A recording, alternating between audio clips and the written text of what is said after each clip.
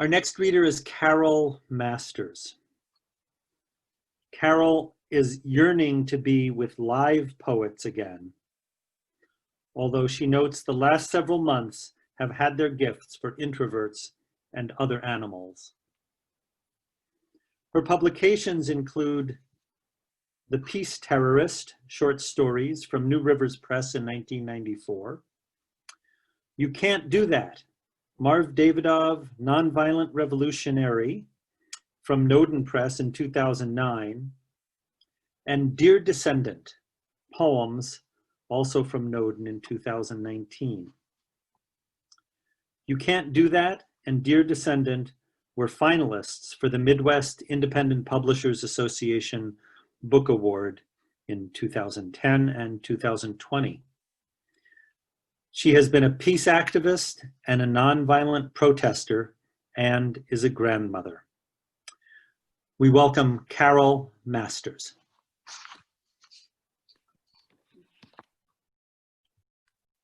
Thank you. I'm so happy to see all of you, and thank you for arranging this, Don and Paul, who's the technician today. I'm going to begin with the title poem from Dear Descendant. Dear Descendant, if you are there, I am trying to tell you, yes, I knew. Yes, I cared. I was sorry for the oil coats on fulvous ducks, for the floating islands of trash, for any rivers carrying their dead zones to the Gulf. I knew, but I didn't know how to rise as fast as the seas. Please forgive me. I didn't know how dear you were to be.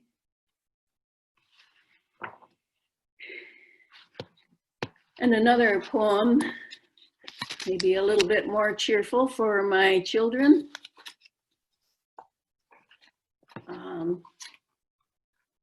For their wedding day. If it rains, if the rose is out of time, petals strewn in prodigal adornment on the grass, or lilies are late, buds sealed in their private embroideries, or too lavish columbines spill their belled pockets before your designated day. If it pours and drenched peonies sprawl forlorn as lost handkerchiefs, if any happenstance neglect, as it will, your perfect plans, if it rains, receive the blessings, the bright rings, finger kisses of water on water, drop by drop, love's persistent messages. And I have a few poems about protest. And the particular protests that I was mostly involved in were against weapons of mass destruction. After the protest, count time. In my jail cell, I wait to be counted. I bow like a sunflower to the sun's small mirrors in raindrops, frozen on the window. I've not been outside for weeks. Grass moves without me, shaken in the spring wind. Cloud shadows race the thaw, wrestle with light, trembling as though the buried reached up to touch us. Under the riffled wheat of Kansas, burr-headed blooms of the Dakotas, missiles in their pods, in their bitter baskets, wait to blossom. They're still there, shut like buds. We don't speak of them.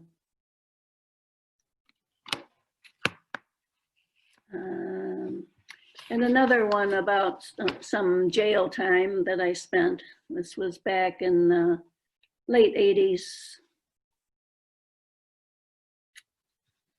called Fry Cook. Out of the joint until 5 on work release. Need breakfast, can't go home.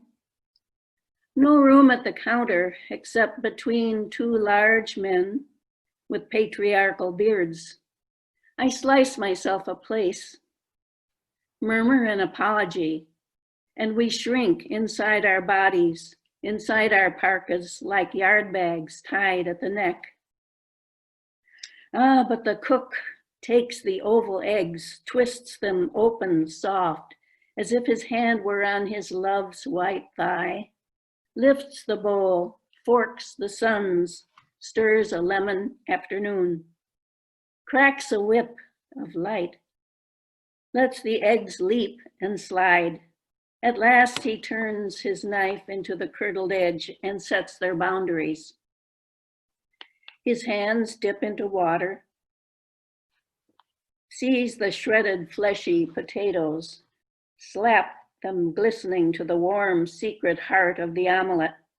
Then small gray thumbs of mushrooms, now translucent red, green peppers, now red, now onions, now quicker than words, spoon them to the center, close golden doors, left, right, like a triptych. My neighbors smile. Brothers, our hunger for this food is also for the law of his 2 hands, their articulate dance. Brothers, let us lean together over the work of this artificer, as over the law sway the priests and the rabbis, speaking praise.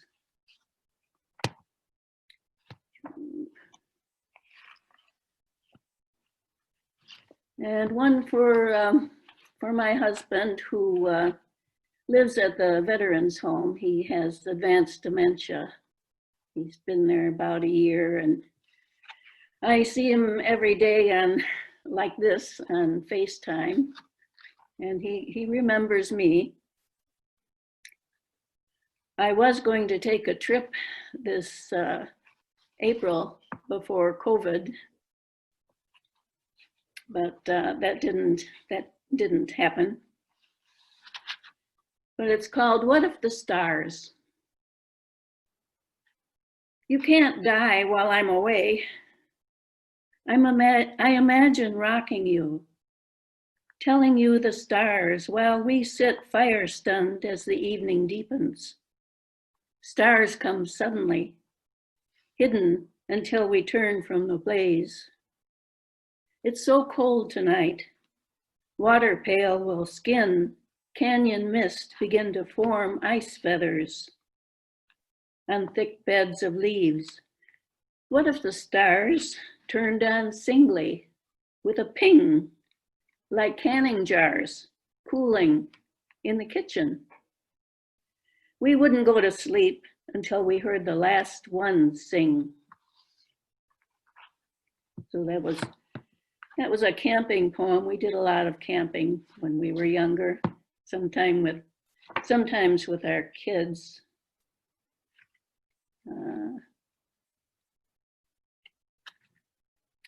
I'd like to read another camping poem.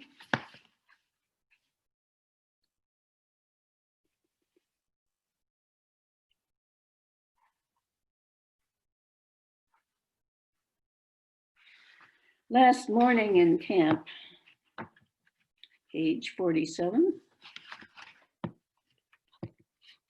Say we have tried and can't come to a conclusion about God or the vultures swinging high over Mississippi. Only see singular splendor in the sudden curve of darkness over the bluff. All night we've listened to the knock of acorns, sounds sweeping the underbrush like the approach of an animal. How can we know what they mean?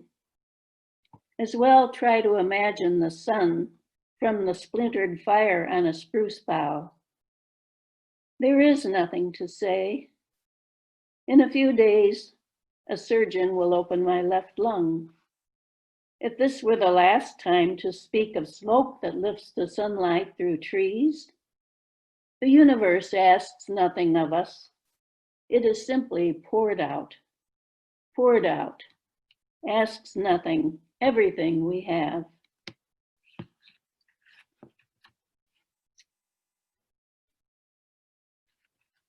And something about, I don't know if you can see this page, but it's one of my attempts at a concrete poem. It's about ants, and it goes down in a dwindling swarm. Ants' call to action. Morning began with birdsong, cardinal spilling questions over dark as though answers mattered. A squabble of sparrows, percussive, not to be ignored. Later, breakfast with ants. Ants meandering as though bewildered on this sugarless plain. Now a dozen ants apparently mapping the area. I remember Ma telling us how to capture ants with candy, to place them gently onto peony buds. Those tiny mandibles heft 5 times their weight, yet are soft enough to unfold a flower. So my Buddhistic practice has been to haul candy alive with 1,000 feet, claws, to tickle open shut buds. Why do ants not fall when hanging upside down? Except now. Now that crack in my skylight's frame shimmers. A dark, indefinite glisten separates. Now 2, 3 dots drop. Dozens more advance directionless. Faceted compound eyes see 1,000 me's. Hordes swarm. I climb on table, vacuum in hand, mechanically attack. They drop, attack back. Un-Buddhist-like, I swat, dance, retreat to shower. Ants are in my hair, clothes, underwear, biting, can't scare them. Frightened, ants secrete substances to warn their fellows. So what would you do? Dropped to a warming planet? All around you, wars, bodies broken like promises. God of ants, supposedly unlimited, in this whirl and crash absent. Sisters, insects, awake and use your jaws if you must, but preserve this lively anti-ness. Okay.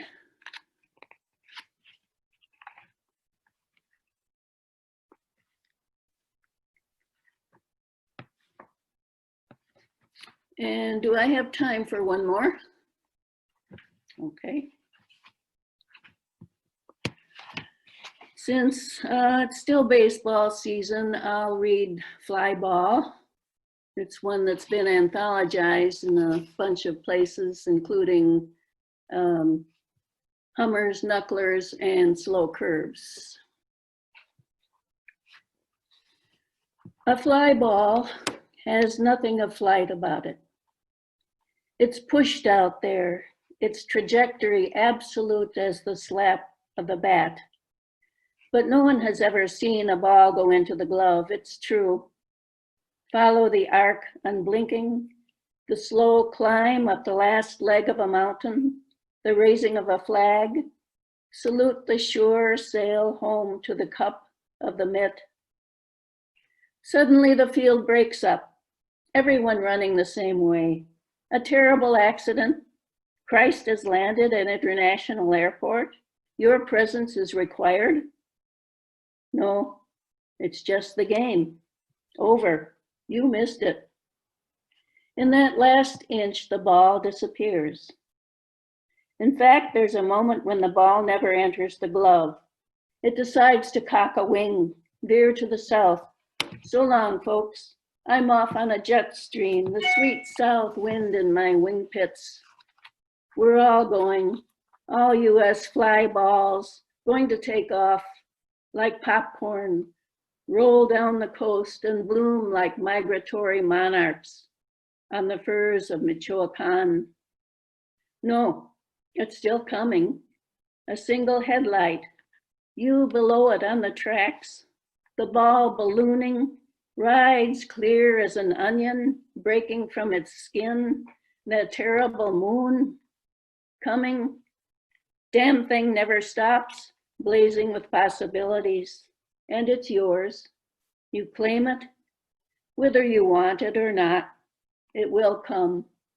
What matters is where you are.